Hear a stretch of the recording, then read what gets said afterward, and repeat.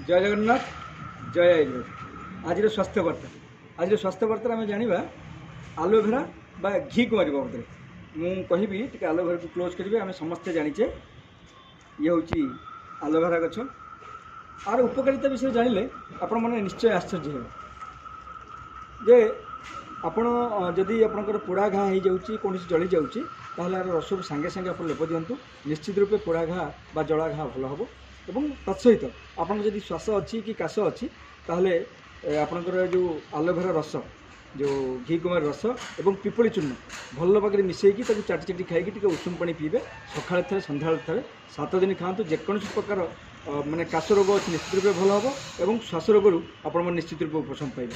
धन्यवाद।